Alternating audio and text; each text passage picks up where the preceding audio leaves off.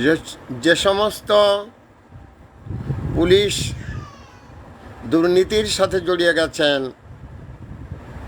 যাদেরকে খুব শীঘ্রই দুদক জিজ্ঞাসাবাদ করবে,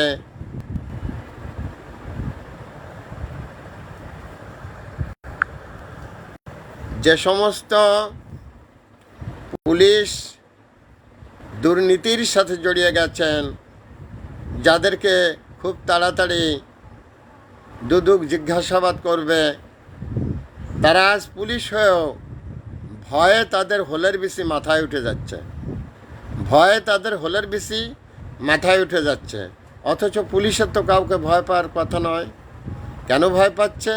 কারণ পুলিশ হয়েও সে চোরের ভূমিকা অভিনয় করেছে। পুলিশ তো চোর হতে পারে না। এই যে যারা দুর্নীতি করেছে, এরা চোর হয়ে গেছে।